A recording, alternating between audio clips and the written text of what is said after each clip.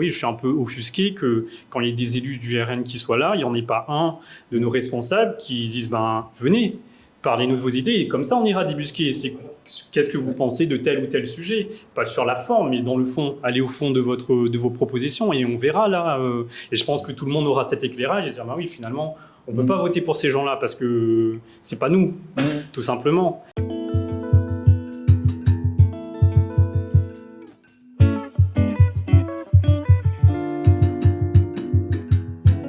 Alors aujourd'hui, nous sommes à la Ligue des droits de l'homme. Et pourquoi je suis venu vous voir à la Ligue des droits de l'homme? Je vous passerai le micro au fur et à mesure pour qu'on puisse bien vous entendre.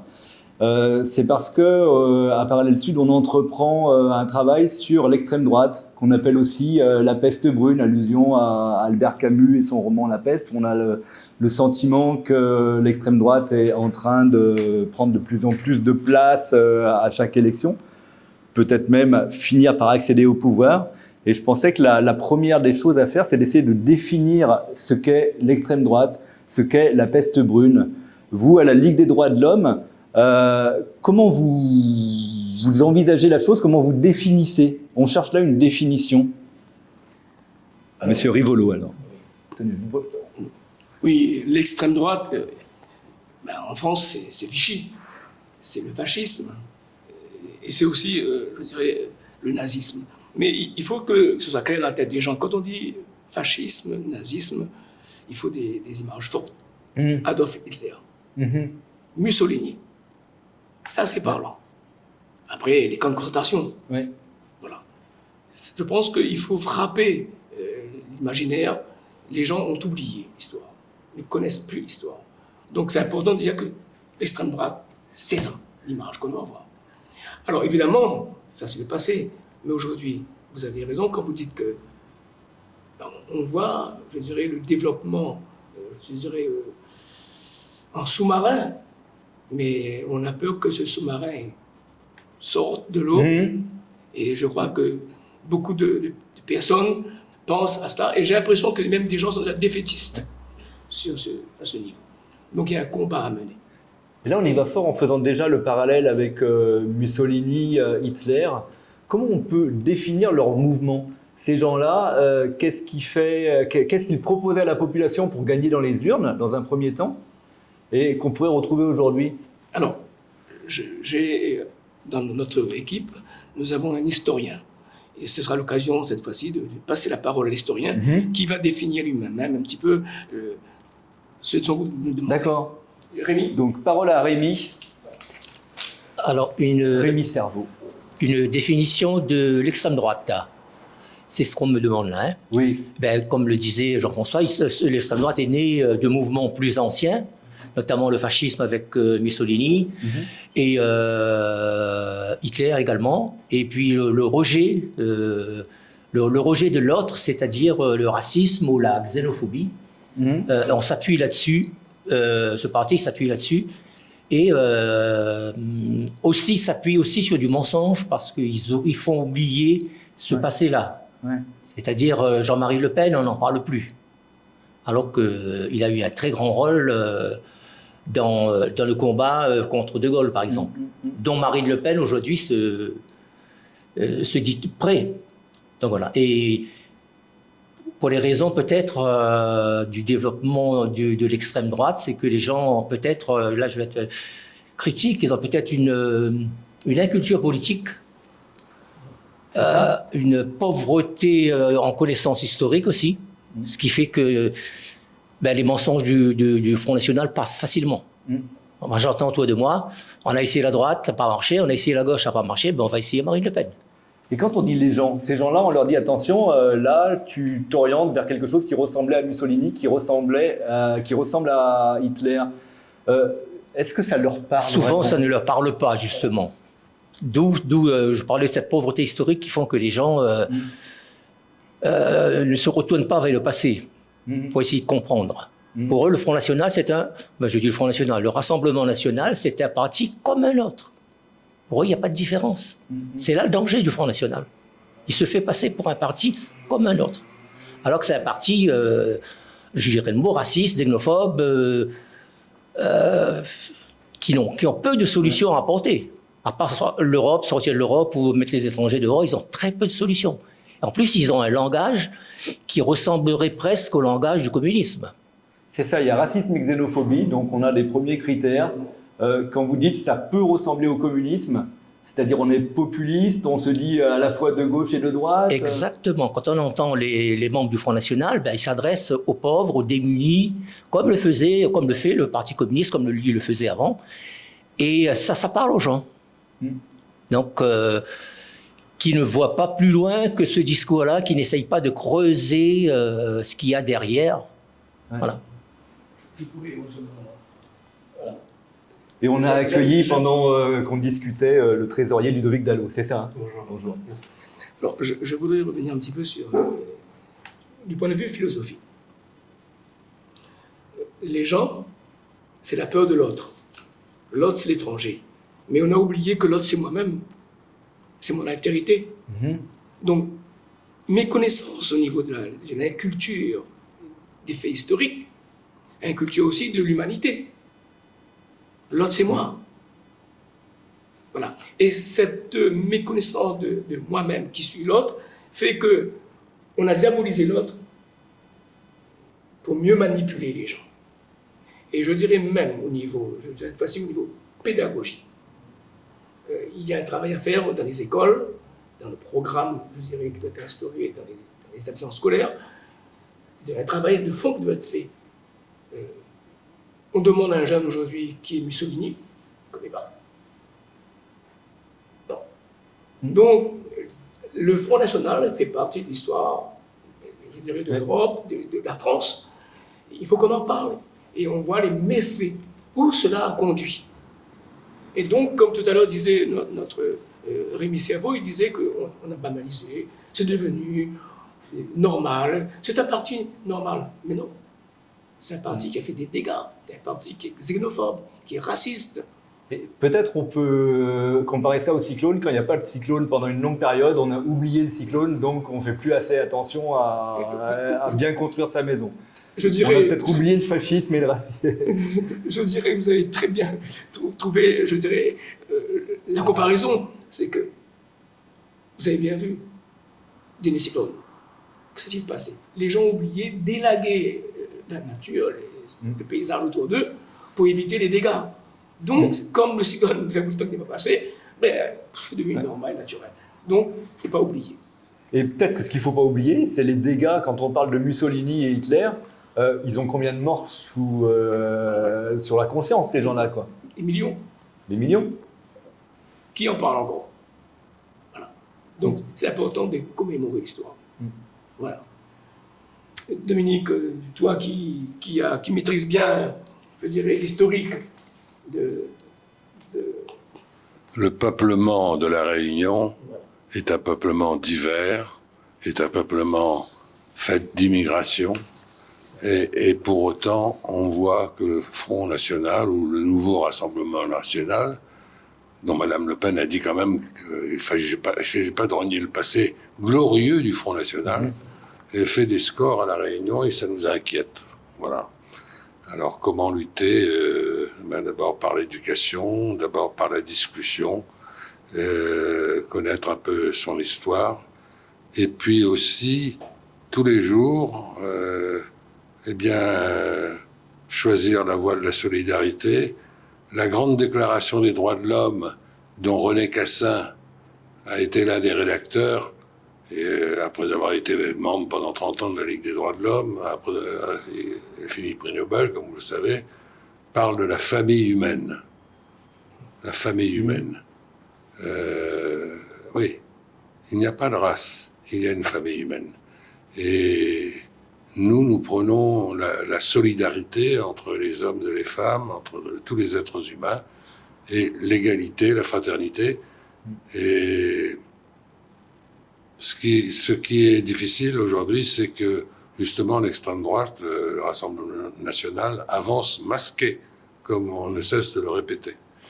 Et il faut, comme m'appelait René Cassin, dessiller les yeux pour montrer la réalité. Parce que une Europe dominée par l'extrême droite, je laisse la parole à celui qui citait Jean-Marie Le Pen. J'aime ma famille. Qui c'est? C'est Rémi qui disait ça. Rémi, je te passe la parole. Oui, voilà, je demande. Après, c'est ce mot C'est de ce mot que tu disais, Le Pen. Oui, Jean-Marie Le Pen avait dit je préfère mes enfants à mes neveux, je préfère mes neveux à mes voisins, et je préfère mes voisins aux étrangers. Donc ça veut tout dire. Nous, la Réunion, on est où là-dedans? On est où là-dedans? Les dom-toms en général. Est-ce que la communauté réunionnaise a déjà eu à souffrir de l'extrême droite? Alors, je ne sais pas si s'il y a eu des faits historiques sous le régime de Vichy, ou s'il faut revenir à la période plus récente du Front National. Je le disais tout à l'heure, notre grand artiste Daniel Loireau a été tabassé lors d'un rassemblement du Front National, par exemple. Il y a eu un temps où Jean-Marie Le Pen, quand il venait à La Réunion, il y avait un comité d'accueil hostile à Gillot. Bien sûr. Et c'est à cette occasion-là, je pense que Daniel Loireau avait Daniel Loireau manifestait, il s'est fait vraiment tabasser gravement. Donc ça montre le visage. Oui, oui. Voilà. Il n'accepte pas la contradiction ou la contestation. Ça se traduit par de la violence. À ce moment-là, le Réunionnais, il sentait que le racisme qui était propagé dans les discours de Le Pen, il pouvait en être victime quand il était en France, Bien sûr. quand il allait en métropole hexagone, quoi, hein. C'était un discours plus cru de Jean-Marie Le Pen. Maintenant, le discours de Marine Le Pen, il est aseptisé. Donc les Réunionnais ne sentent plus ces pratiques racistes. Ils ne le voient plus. Comme disait Jean-François, ils avancent masqués. Et c'est là le danger. Tu veux quelque chose à dire? On a la parole. Oui, Parole aux jeunes un peu. Non, mes collègues ont bien décrit la situation. Effectivement, pour rebondir sur ce que Rémi disait, moi je suis assez choqué finalement qu'aujourd'hui il n'y ait plus de... Comment dire ces accueils hostiles, par exemple, quand Jean-Marie Le Pen y venait. Aujourd'hui, là, il y a quelques jours, on a reçu l'eurodéputé Rouget. Il annonce ouvertement qu'il vient préparer la visite de Marine Le Pen mi-avril. Il fait une interview dans le journal pour annoncer que probablement, ou en tout cas leur ambition, c'est d'être le premier parti à La Réunion. Et je suis un peu étonné de voir qu'il n'y ait aucun grand parti politique ou responsable politique qui viennent contrer ça. Ou voilà, on laisse passer comme si effectivement c'est devenu banal. Ça choque personne que le RN ici devienne le premier parti aux prochaines élections. Et effectivement, il est peut-être aseptisé, mais il grandit bien et vite, parce que c'est en l'espace de quelques élections finalement que le RN a pris sa place à La Réunion. Et je ne sais pas comment les graines ont été plantés ici, mais en tout cas, ils ont bien pris. Et effectivement, moi, j'ai la crainte que les difficultés économiques, sociales que rencontre la société réunionnaise soient une brèche pour leur donner aussi plus d'énergie à grandir. Et je trouve qu'effectivement, on est un peu laxiste, voire endormi, anesthésié. Voilà, je pense que le mot est peut-être plus juste. Peut-être que c'est un calcul politique aussi, parce que quand on voit les scores que font Marine Le Pen, on n'a pas envie de les fâcher, ces gens-là. Là, j'essaie de rebondir sur mais Jean-Luc Grattenon qui avait dit je ne veux pas confondre les fâchés et les fachos, mais à force de caresser les fachos dans le sens du poil. Bien sûr. Mais effectivement, ils sont plutôt intelligents dans la forme, parce qu'aujourd'hui, si on prend brut leur communication, on ne sait pas dire que c'est un parti fasciste, raciste, xénophobe. Par contre, si on va lire leurs valeurs, leur profession de foi, effectivement, mais qui le fait aujourd'hui ? Donc ceux qui vont se battre aujourd'hui contre le RN, on va dire bah oui, mais vous êtes sur des combats anciens, ça n'existe plus, ils ont changé, etc. Et pour autant, le fond est toujours là, et on est endormi par ce vernis-là. Et effectivement, je pense que l'éducation, réfléchir à ce genre de situation, c'est un travail de longue haleine qu'on a perdu. Effectivement, vous preniez l'analogie du cyclone, mais il faut reprendre les bases. Et les bases, c'est à l'école. Expliquer pourquoi on a combattu ce parti-là, ces idées-là. Et bon, tout ce constat-là, je pense qu'on l'a plus ou moins bien fait. Mais moi, j'aimerais aussi voir peut-être une opportunité de combat, de réaffirmer les valeurs qui nous sont chères, une opportunité de finalement, peut-être qu'on a un moment aussi, et l'avancée du Rassemblement national nous donne cette opportunité-là dans la société réunionnaise de réfléchir à ce qui fait notre fondement en tant que société réunionnaise et comment la protéger. Parce qu'on se dit, on a un modèle, il est mis en valeur, certains même émettent l'idée que ce modèle-là, il peut être valorisé en tant que patrimoine mondial à l'UNESCO. Donc voilà, c'est peut-être aussi une opportunité pour que nous, on se dise effectivement comment le protéger et qu'est-ce qui doit être protégé finalement. Est-ce qu'on sait ce qui doit être protégé? Parce que si on se dit il n'y a pas de menace, on peut laisser le RN, finalement, c'est OK. Mais on sent bien que non. L'électeur ne se rend pas compte aussi que dans le discours de Marine Le Pen, qui est masqué, comme vous disiez, il y a une attaque sur les valeurs de la communauté. Mais comment les démasquer? Vous les démasquez à quel moment? Dominique, c'est l'occasion de plus ovale de faire des communiqués. L'AIDH a de plus ovale l'occasion, Dominique pourra l'occasion de répondre à cette question. Oui. Parce qu'on a eu l'opportunité sur différentes situations d'essayer de conscientiser à travers, un communiqué ou une tribune libre, dont Dominique a été plus ou moins notre script, quoi. Oui. Bon, il est le mieux à même. Non, mais je crois que la lutte contre le racisme en général et l'extrême droite en particulier, c'est l'affaire de tout le monde. C'est pas l'affaire d'une organisation ou d'une autre, c'est l'affaire de tout le monde. Et c'est tous les jours qu'il faut lutter pour nos valeurs et entrer dans la discussion. Entrer dans la discussion pour essayer justement de démasquer ce qui se cache derrière le discours attrape-tout du Rassemblement national. Parce que effectivement les risques sont grands, rien n'est joué, une élection n'est jamais gagnée d'avance, il faut se battre, voilà. Mais bon, l'essentiel encore une fois, c'est de dire notre part de vérité et d'entrer dans la discussion à l'école, dans la rue, tous les jours. Je crois que ça vaut la peine. Parce que, bon, les gens l'ont oublié, mais ça fait des dégâts monstrueux, le racisme et la violence. Aujourd'hui, on voit sur les réseaux sociaux l'extrême droite s'en prendre à une chanteuse française parce qu'elle est d'origine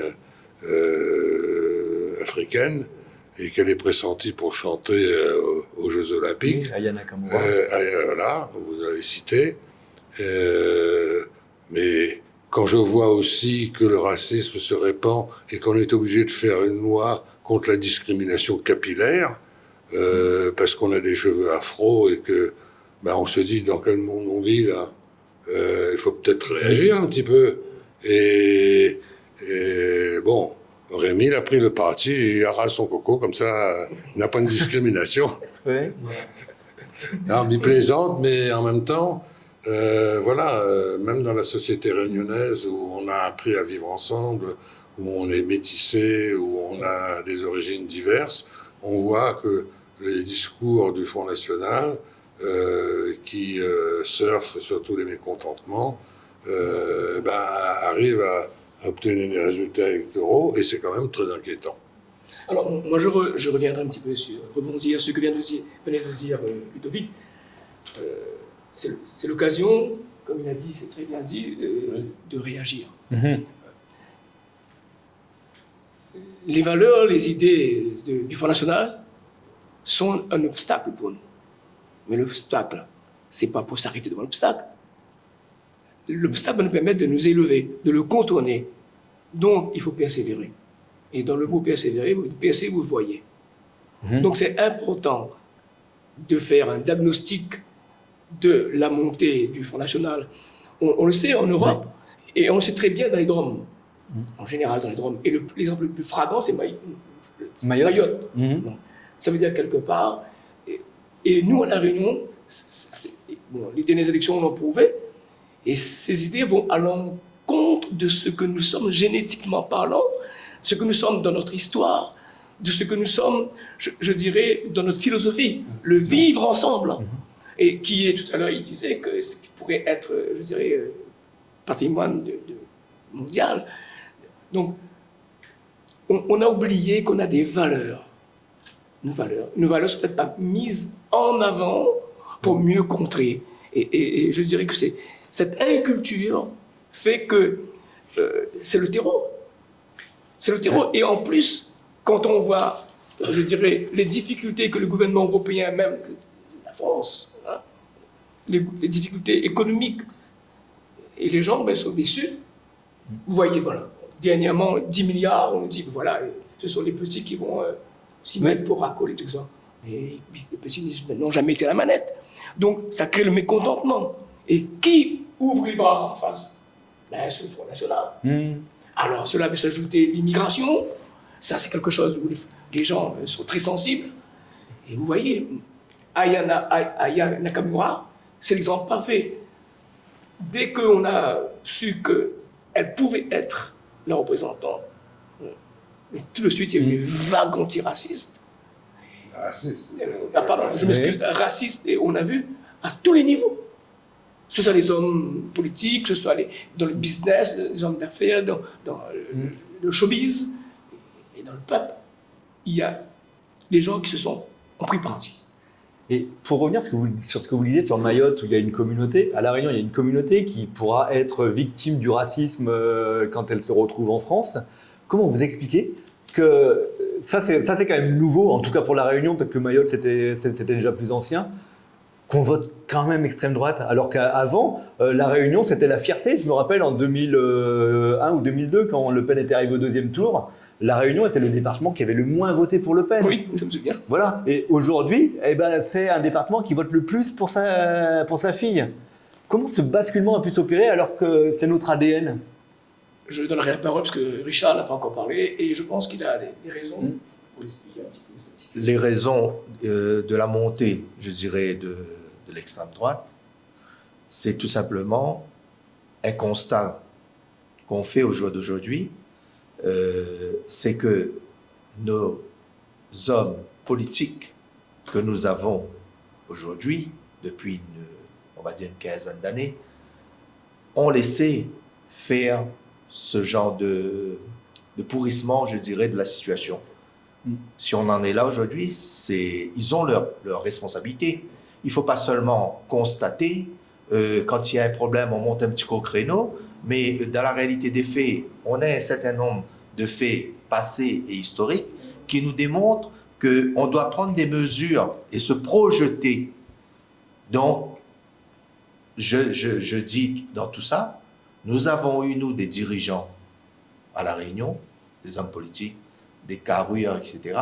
Mais ce problème-là n'a jamais été traité en termes de fonds, ni de politique économique pour le développement de La Réunion.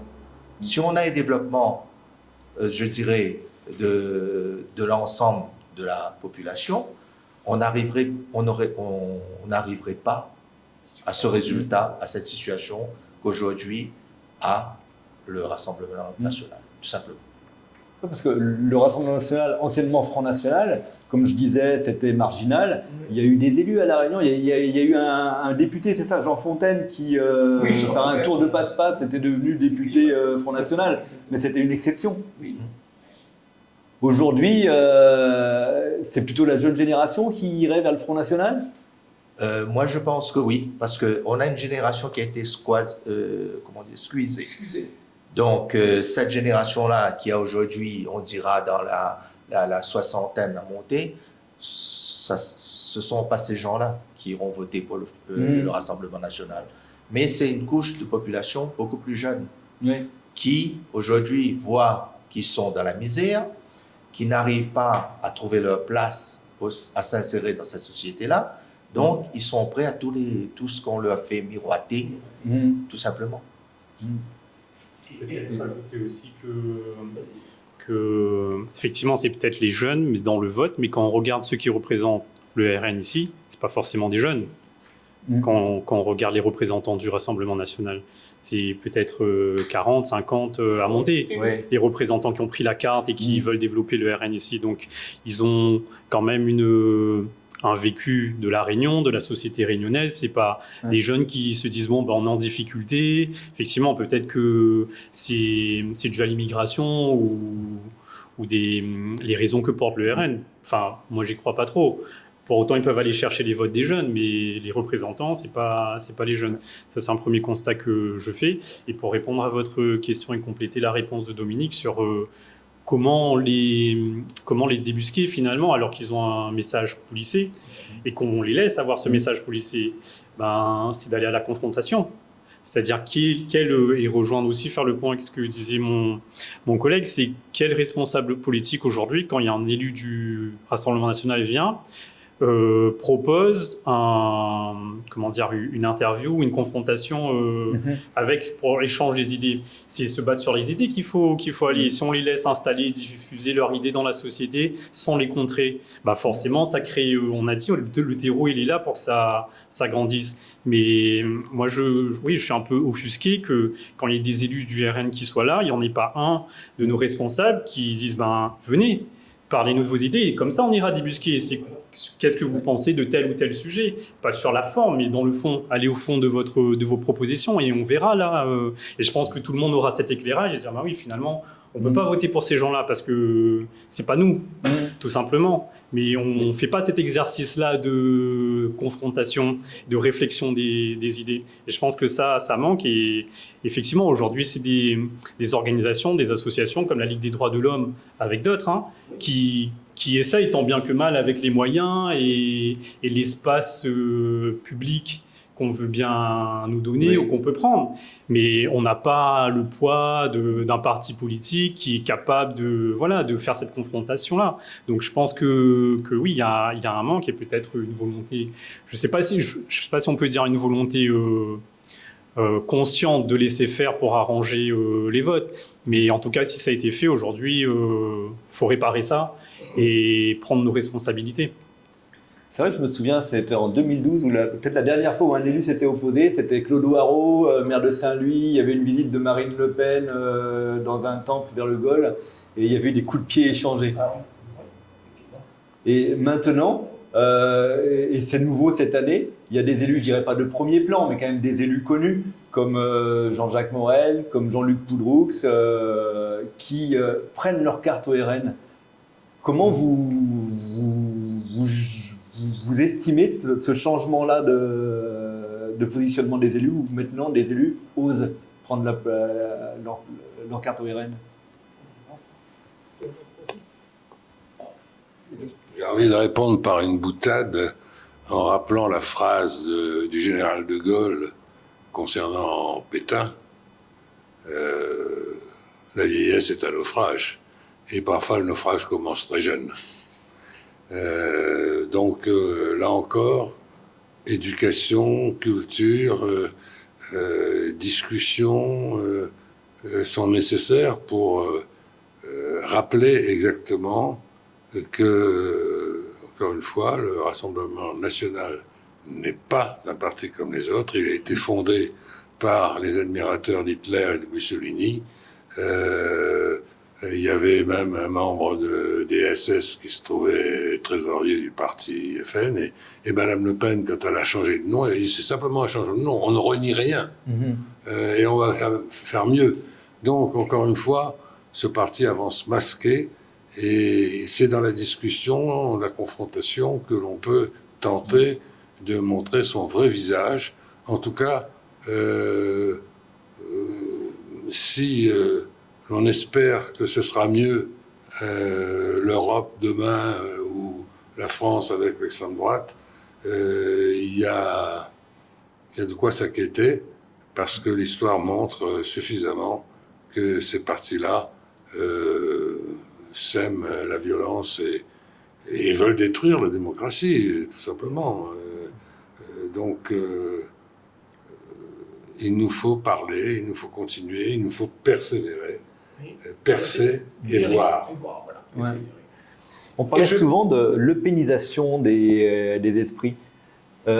En quoi déjà aujourd'hui dans notre façon de gérer la société, de gouverner la France et nos villes, on a déjà intégré des idées d'extrême droite? On le voit. Je pense que la loi d'immigration, le droit, il y a le droit de sol, le droit de sang, Darmanin. Quel est le problème? C'est qu'ils veulent se faire élire. Comment se faire élire? Il faut ronger sur l'électorat de l'extrême droite. Donc, sachant qu'aujourd'hui, il y a une montée en puissance de l'extrême droite, si je veux me faire élire, ben, je vais essayer de piquer quelques idées de l'extrême droite pour pouvoir ronger un peu cet électorat. Et c'est une forme de l'eupénisation. Mais ils espéraient toujours au deuxième tour, allez, on fait front républicain. Mais Ouais. quand ils ont mené une politique Ah non. qui a déjà intégré des éléments d'extrême droite, c'est difficile d'appeler au front républicain au deuxième tour. Hein. Alors, vous savez très bien, on ne le dit pas suffisamment, qui a favorisé l'émergence de Le Pen? Vous parlez de François Mitterrand? Moi, je n'ai pas rien dit, moi. Je dis, qui a favorisé? Qui a permis, je dirais, pour disloquer un petit peu le bloc droite-gauche, qui a permis, voilà, pour mettre la droite sur le côté? Qui? Donc, après, au second tour, on dit, bon, ben, tous bloquent contre. Le premier tour, on favorise cette émergence pour éliminer, je dirais, l'adversaire le plus probant. Donc, tout est stratégie, c'est géopolitique, c'est pensé, c'est calculé. Et, vous savez, je crois que c'est Lao Tse qui disait la chose suivante. Quand le sage monte la lune, l'idiot regarde le doigt. Bon, tout est dit là. On a joué avec le feu. Ah, exactement. Et on est en train de jouer avec le feu. Et c'est exacerbé ici, je dirais, à La Réunion, par la réalité, par le quotidien. Quand on a toutes les difficultés que l'on a au niveau logement, au niveau chômage, au niveau, je dirais, résultats scolaires, au niveau délinquance, au niveau, je dirais, même dans le milieu carcéral, le nombre de personnes qu'il y a alors que les capacités sont bien en deçà. Je dirais que nous sommes submergés de difficultés.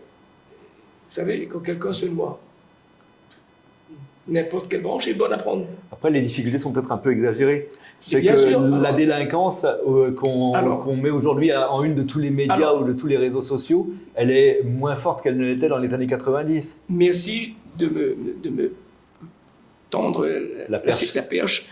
Et vous avez raison. Ben, écoutez, quand on vous parle de l'immigration en France, on a l'impression que tous les Français sont contre les immigrés. C'est pas vrai. Et la réalité, c'est pas ça. C'est on exploite cette situation. Et vous savez bien que les statistiques sont là. On dit souvent qu'on fait dire au stade ce que nous on veut dire au stade.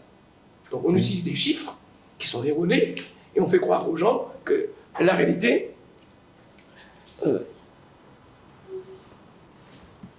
alors que la réalité, que, en fin de compte, mais c'est pas ça, quoi. C'est que il y a une montée d'immigrés, plein d'immigrants, l'immigration, tout ça. Même à La Réunion, on le voit aujourd'hui, avec Mayotte.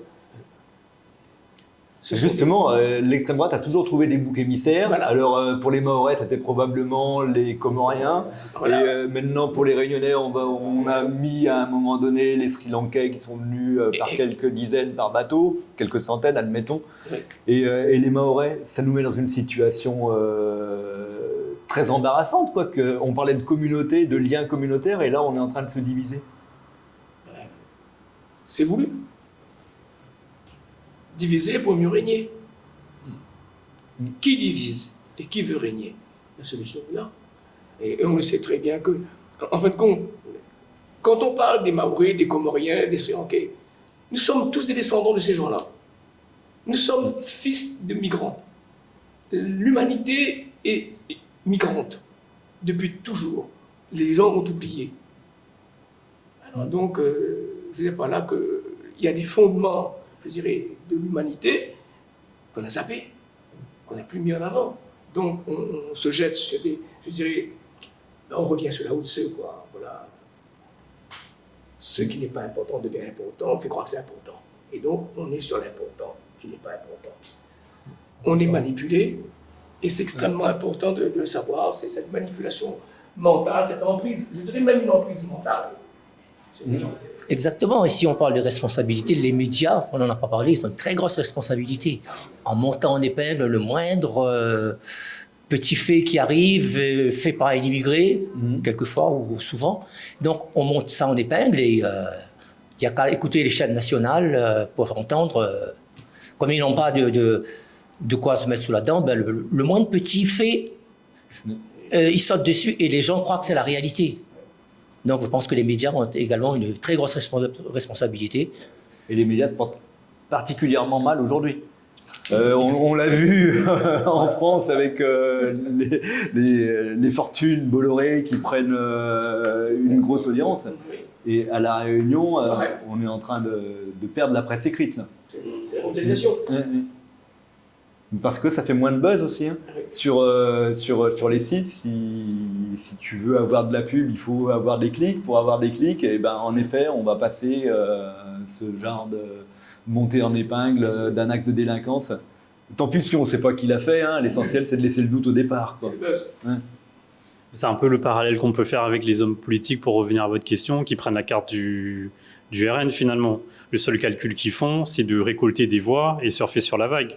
Mais au détriment de quoi ? De la société et le vivre ensemble réunionnais. Donc non seulement c'est un mauvais calcul, mais c'est un contresens historique et un coup de bâton contre les Réunionnais eux-mêmes, ceux qui prennent la carte du RN à La Réunion. Ils renient leur propre histoire, parce que, comme l'a dit Jean-François, on est tous des migrants. À un moment donné, dans l'histoire de La Réunion, on a tous un parent qui a pris le bateau, qui a voulu sortir de sa misère de là où il était, espérer avoir un avenir meilleur. Donc on l'a tous fait, et aujourd'hui, ou forcé de venir, mais à la fin, ils ont tous fait ce voyage-là, et le RN, leur logiciel, c'est de faire un stop en fait sur l'évolution et l'histoire de l'humanité. Jean-François l'a rappelé, l'histoire de l'humanité, c'est fait de migration. Et nous, aujourd'hui, on essaye de nous faire croire que la nation française, elle était à un moment comme ça, elle doit rester figée. Et la nation réunionnaise, elle doit être figée à ce qu'on a connu aujourd'hui. Non, s'il y a d'autres vagues migratoires pour X raisons, comme nos frères maorais ou maoraises ou comme les Sri Lankais, oui, ça fait partie de l'histoire de l'humanité. Donc, à nous de faire... ce qu'on a pu faire nos grands-parents et arrière-grands-parents avant nous, c'est de s'intégrer et bien vivre ensemble. C'est tout ce qu'on s'est proposé de bien et de mieux à faire. Et laisser cette grande graine raciste et xénophobe s'installer aujourd'hui, c'est aussi créer encore d'autres problématiques plus dangereuses demain, parce que quand on regarde les statistiques, on sait très bien qu'avec le réchauffement climatique et tous les désastres que ça va engendrer, peut-être les conflits aussi, les migrations vont exploser de par le monde. Donc, est-ce que nous, on va rester enfermés, clos, et renier notre histoire aussi, alors qu'on sait très bien qu'on va accueillir davantage de migrations? Il me semble que les derniers chiffres qu'on a évalués pour La Réunion, c'est sur les 10 prochaines années, 50 000 migrants. On sera à peu près 1 million. C'est conséquent quand même comme chiffre. Donc si on ne travaille pas sur notre vivre ensemble et notre capacité à accueillir de nouvelles tranches de population, qu'est-ce qu'on va faire? On va se battre contre nos frères qui viennent d'ailleurs? Non. Et c'est pareil pour la métropole aussi. On met en avant les migrants, c'est moins de 10% de la population, donc c'est peanuts à la fin, ce qu'on essaye de nous faire croire. Et donc c'est ce genre je pense, de réflexion, peut-être même chiffres à l'appui, parce que les chiffres vont dans le sens dont on discute aujourd'hui, ils vont pas dans le sens du Rassemblement national, pour justement remettre un peu, j'allais dire, l'église au centre du village et les valeurs qui font qu'on a construit une société jusqu'à aujourd'hui qui sait vivre ensemble. Pour moi, la Ligue des droits de l'homme, c'est un pilier centenaire, j'imagine, peut-être au-delà. Et c'est aussi une cible de l'extrême droite. Je me rappelle d'un mot de Le Pen qui aimait bien en inventer, il vous appelait les droits de l'hommistes. Et de manière péjorative, vous dénigrez. Comment vous vous sentez aujourd'hui face à cette montée de l'extrême droite à la Ligue des droits de l'homme? Vous êtes un rempart, vous êtes une cible. Comment vous pouvez vous positionner là-dessus? Non, on se sent comme citoyen responsable. Un citoyen, c'est un acteur responsable. Il n'est pas besoin de rappeler que Vichy a dissous la Ligue des droits de l'homme. Donc on sait très bien que l'extrême droite considère que la Ligue des droits de l'homme, c'est un adversaire parce que nous satisfaisons pas de voir les valeurs et principes de la République foulés aux pieds par des gens qui ne respectent rien et qui en plus mentent pour tenter d'arriver au pouvoir. Et là encore, l'histoire, Hitler est arrivé par les urnes au pouvoir, Mussolini aussi. Donc nous appelons nos concitoyens à ouvrir les yeux et à défendre la démocratie parce que c'est de ça qu'il s'agit.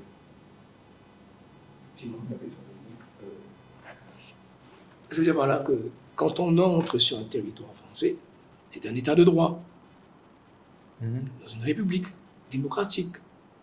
Il y a des principes qu'il faut respecter. Si ceux qui sont à l'intérieur du territoire ne défendent pas ces principes, qui va défendre ces principes? Nous avons des valeurs humanistes dans notre république. Nous devons nous battre, monter au combat, comme l'a dit si bien Ludovic. C'est un combat. Il faut être dans la vigilance. Et s'il faut aller au combat pour, je combattre les idées, j'ai bien dit, un combat d'idées, ben il faut faire de la résistance. Il faut pas se laisser anesthésier. Il faut réagir. Nous, à la Ligue des droits de l'homme, nous menons des actions, et je dirais plus particulièrement des actions au niveau des établissements scolaires. Oui. Dans ce cadre-là, eh bien, qu'est-ce que nous faisons? Nous travaillons sur la citoyenneté, sur la laïcité. Donc, c'est un travail, je dirais, de longue haleine, c'est un travail de tous les jours. Il faut chaque jour se mettre à l'ouvrage. Donc, avec nos petits moyens, nous actons notre présence par ces actions dans les établissements scolaires, par des conférences que nous organisons aussi, je dirais aussi, et puis des prises de position dans des tribunes, dans des communiqués que nous faisons à la presse. Et surtout, nous voulons être, je dirais, travailler en partenariat avec les autres associations, je dirais, non politiques, qui veulent œuvrer pour le respect de l'état de droit, des valeurs républicaines. Voilà ce dont nous sommes porteurs. Notre boussole, notre azimut, c'est les lois républicaines. Et Dominique Rivière parlait de la dissolution de la Ligue des droits de l'homme sous Pétain. Oui. Là, vous avez quelques moyens. Vous avez la possibilité de faire des interventions dans les écoles. Avec l'extrême droite au pouvoir, vous pensez que vous pourrez continuer? Certainement pas. Il ne faut pas rêver. Il se passera quelque chose, voilà. Il ne faut pas croire que ça va être anodin, tout ça. Voilà. Et c'est pour ça que c'est important. Ludovic l'a clairement précisé. C'est à nos hommes de politique de se lever, de se battre, de travailler ensemble avec les associations non politiques, non pas dans un but électoraliste, mais dans un but humaniste. On n'est pas là pour rejeter les gens, on est là pour accueillir. Parce que notre situation, on peut aussi être migrant dans le futur. Et on aimerait bien être accueillis. Quand les membres de nos familles sont partis ailleurs, dans d'autres pays, on est content qu'elles soient bien accueillis. Ben, écoutez, il faut aussi que ce soit comme ça chez nous. Donc, le combat aujourd'hui, c'est ensemble. On ne peut pas réussir si on n'est pas ensemble. Ensemble avec les politiques, il faut qu'ils se lèvent, se bougent, et avec les organisations, je dirais, humanitaires, syndicalistes et tout ça, tous nos partenaires, nous avons le même objectif, nous avons la même boussole, nous avons le même azimut. Notre état de droit, république démocratique. C'est ça, je comprends bien que la Ligue des droits de l'homme est apolitique, vous n'allez pas casser de la gauche ou de la droite. En revanche, vous êtes les derniers garants de ce que j'ai appelé tout à l'heure le Front républicain. Concrètement, où est-ce qu'on le pose, le Front républicain, pour les lecteurs? Je crois que vous avez cité le Rassemblement national pour dire que... Et il n'y a pas que lui. qui proposent des idées d'extrême droite? Comment on les repère? Oui. C'est dans leur discours. Mm. Ils peuvent tenir un discours réfléchi, mielleux, mais derrière, les valeurs ne sont pas les mêmes. C'est de montrer aux gens que derrière il y a des valeurs qui ne sont pas les valeurs de la République. Quand on prend, je dirais, le racisme, ce ne sont pas des valeurs républicaines, ce ne sont pas des valeurs humanistes. Non. C'est même anticonstitutionnel? Non, bien sûr, c'est anticonstitutionnel. Donc, c'est à nous de le dire, de monter. Il faut sortir de notre petit confort aussi. Hein. Il faut y aller.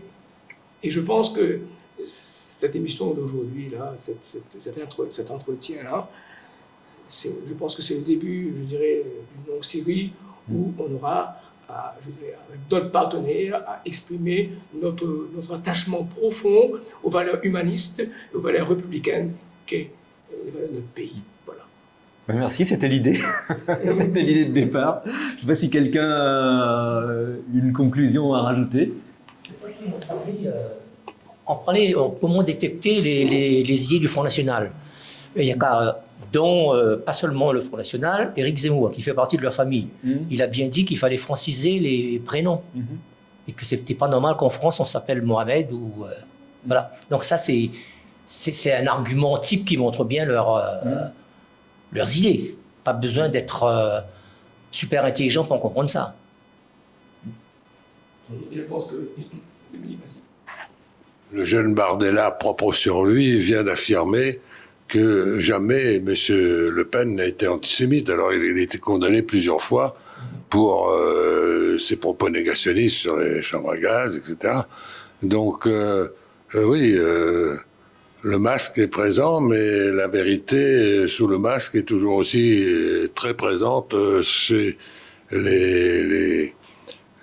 comment dirais-je, les dirigeants du Front National. Alors évidemment, tous ceux qui votent Front National ne deviennent pas racistes, mais ils se trompent et il faut vraiment alerter parce que rien n'est joué et c'est notre responsabilité citoyenne que de faire en sorte que les idées et valeurs du Front National ne gagnent pas parce que ce serait la violence, parce que ce serait la fin de la démocratie. Et voilà. Donc, la Ligue des droits de l'homme, parmi d'autres, est dans ce combat. Et je pense que c'est un combat de tous les jours. Et non pas un combat qui se gagne une fois par an. C'est tous les jours qu'il faut être présent sur ce terrain. Vigilance. Alors, moi, je pourrais terminer par une comparaison. Les gens ont oublié que notre unité est basée sur notre diversité, tout simplement. Notre unité est basée sur notre diversité. Si on n'a pas compris ce principe. Et ne pas éliminer le cousin lointain. Bien sûr, notre diversité.